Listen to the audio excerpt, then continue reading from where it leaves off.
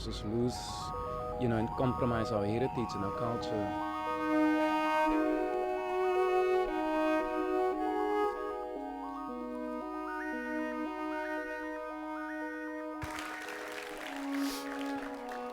Hi, good morning. After being so glamorously introduced by Mike, I'm just a simple policeman, that's all I am. And a law enforcer. And even though I'm retired, I'm still active in law enforcement in marine conservation. The thing that I need to talk about this morning is quite a controversial thing, and a lot of people will argue about it. But it's real. And it is the fact that organized crime does exist within the global marine fishery industry. And when I talk about organized crime, I'm not talking about the Chinese mafia poaching abalone or about the Taiwanese mafia shark finning. I'm talking about the godfathers of legal companies that are committing crimes in organized fashion, and they are raping our oceans. Now, I had the privilege to investigate such a case whilst with the Scorpions, and it related to a company called Hart Fishing Industries, which was situated right here in our Cape Town harbour. This company, for the period from 1987 to the year 2001, raped our waters of lobster to the extent that they were exporting to their USA sister company 900 tons of illegal lobster a year. And it was busy depleting the resource. What had happened is that the company had been investigated priorly, but not in the fashion of seeing it or looking at it as an organized crime operation. And the owner, Mr. Arnold Benjes, had the attitude that he would just pay everybody off, pay his fines, and get away with it. We, as the Scorpions, put together a prosecution-driven investigation team and started in cooperation with our American counterparts, NOAA, with the Chinese police in Hong Kong, with the police in Singapore, putting together an international investigation. And it wasn't easy, because Benjes had bought off a whole office of marine and coastal management inspectors. And they were fully on his payroll, so all the records that our Marine and Coastal Management Department had were falsified. Nothing was correct. We had to rebuild fishing seasons with the information that we received from America. We had to rebuild basically totals of catch, totals of live fish exported, and the totals of the illegal lobster tails that were exported to America. Now, Mr. Benjes was quite quietly sitting in America.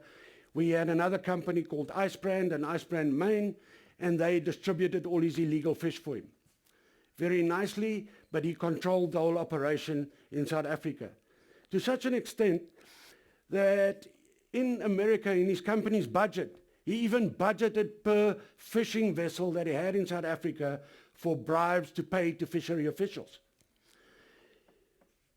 In the end of it, we finished the investigation, and Mr. Benjes had to come back to South Africa to face the penalties. He entered into a plea bargain with the South African government, not in his personal capacity, but more in the capacity of the company, because he believed that if he entered into that plea bargain, he would get away with it.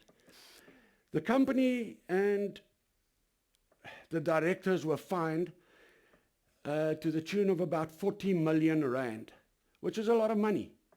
All their fishing vessels were forfeited. Their company offices in the harbour were forfeited. Incidentally, and ironically today, the Department of Environmental Affairs is situated in the same building. So, yeah. Once the whole company was closed down, all his vessels forfeited, everything was taken away from him, I went across to America and assisted the NOAA officials in the investigation of all his crime there. Now, a lot of people thought, and he thought the same, that he would get away with a thing called double jeopardy, which would mean that he wouldn't be prosecuted in America because he was already prosecuted in South Africa. Unfortunately for him, the Americans have got an act called the Lacey Act. Lacey Act gives them jurisdiction to prosecute people in their country for abusing conservated or fishery products that are under conservation in South Africa. In America, Mr. Benjes, his son, and other directors were found guilty and they were sent to prison. Mr. Benjes served 4 years there, his son served 1 year, and the other directors all served 1 year. Now one thinks that's a little time to serve, but there's still a last part to come to this. Because once he'd finished his prison term, he came out of prison, and then a new court case started. This court case went about the fact of restitution to the South African government for the amount of lobster that he stole. In the end of 2009, and there's never been a decision in any court like this, Mr. Benjes and his son was compelled to repay the South African government with $62 million as restitution for all the lobster that he had stolen from our waters.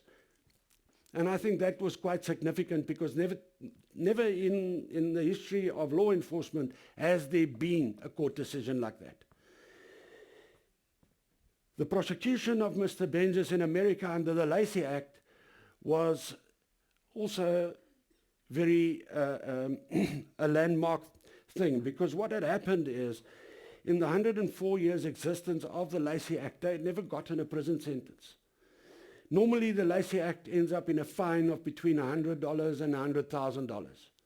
This was the first time under the Lacey Act that anybody had ever been sent to serve prison sentence. Now, Arnie Benjes operated a legal company. He was a respected member of the community.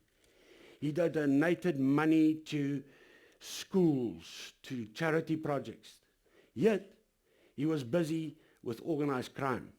And that is what I'm getting to. And a lot of fishing companies will not agree with me and they attack me on it. But there are still a lot of these godfathers out there running their little fishing companies, but because they are greedy and they want money, they carry on with illegal, unregulated and unreported fishing. And it becomes organized crime because they do it in an organized fashion. They have to. And during that, they commit corruption. I had to arrest the whole Seapoint Office of Marine and Coastal Management. They all got sentenced. And it's just not worth it. Now, these guys are operating under the pretext that they are operating legally. They are not. Some of them have a bit of a legal operation, and then there's some of them that really go out and just rape our oceans. Under the pretext they've got quotas, they've got the rights, and they can do it. Now, my time is nearly up, so I need to just finish off, and I want to leave you with this idea that if we do not start cooperating and have more of these international cooperated investigations in the world, where we start attacking fish company owners or godfathers of fishery companies and investigate their international activities, we are very soon going to sit without a food resource in the ocean, and our global marine resources are going to be depleted, and we're going to sit with a sea with nothing in it. Thank you very much.